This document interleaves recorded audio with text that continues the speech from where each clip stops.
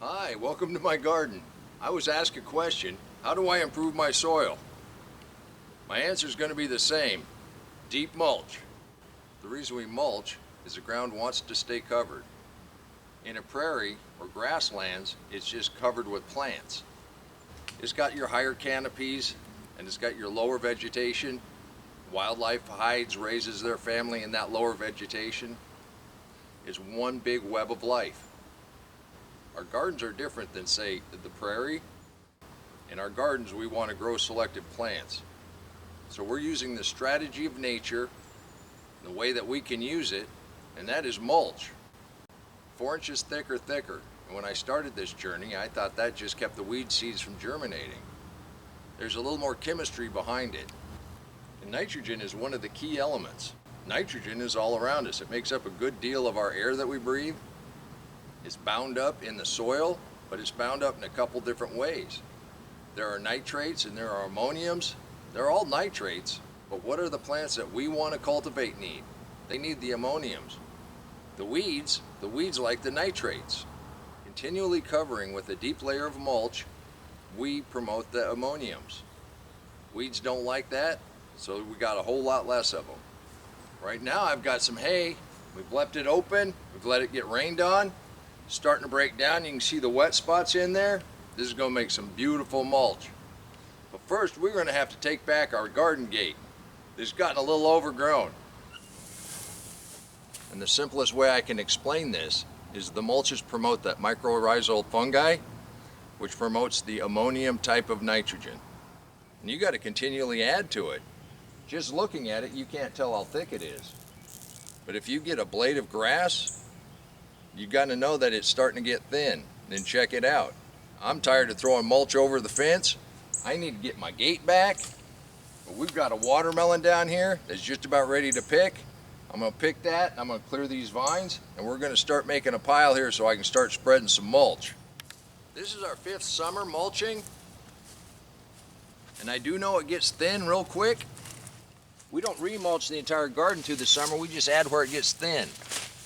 In the fall and the winter is when we put in the real heavy leaves and wood chips and other things. We just want to make sure it stays covered deep enough to keep the weeds out now. And I went ahead and let all this vine across the gate. So what we're just going to do is we're just going to cut that down, drop it, and we'll add our hay to it. But I need my gate back. Cutting the sweet potatoes back is no problem.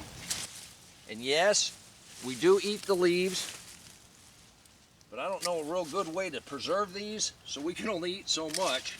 And it actually feeds the life in the soil, so I'm not wasting these. Right here at the gate, we are getting some grass, because there is no mulch right there at that transition point.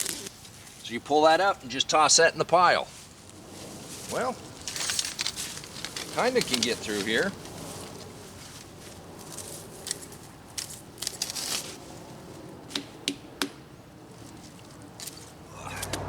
It's not quite as big as the last one, but this will do.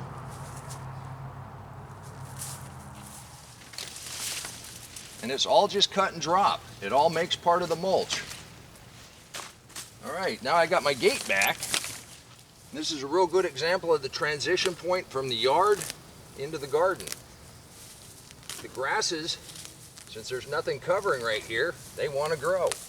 And once they start growing, they're more than happy to grow on in there with what we want. You know, I never said I didn't weed, I just said I didn't like to weed. You do need to keep control of the edges. This stuff does want to creep in. After all, we got the better soil inside the garden.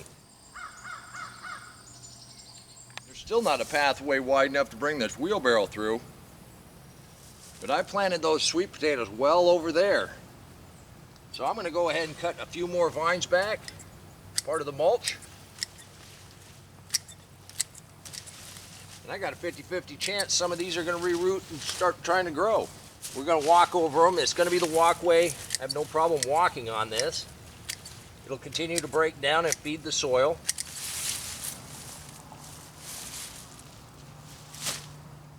So then all I'm going to do is kind of over here by the sweet potatoes. Ooh, you just covered up the sweet potatoes. Yep. They'll be just fine. parent plants are back in here a little bit, so covering up the end of the vines with some mulch doesn't hurt it at all. And this will allow me, I'm going to go ahead and bring in a couple more loads, make piles here, and that way I can take it a flake at a time, carry it throughout the garden without disrupting any other plants.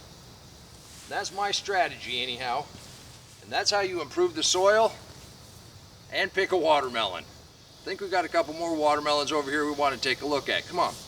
This was one of the very first ones we saw out here, and I'm going to take it simply because I'm sure that this thing's done.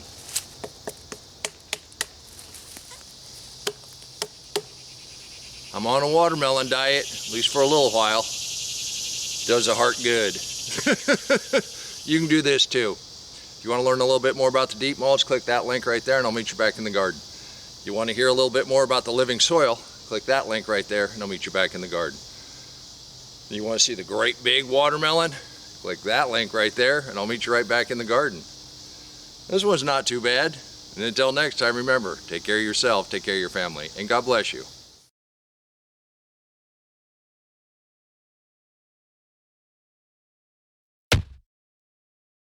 Come on, let's plant. Let's go plant garden.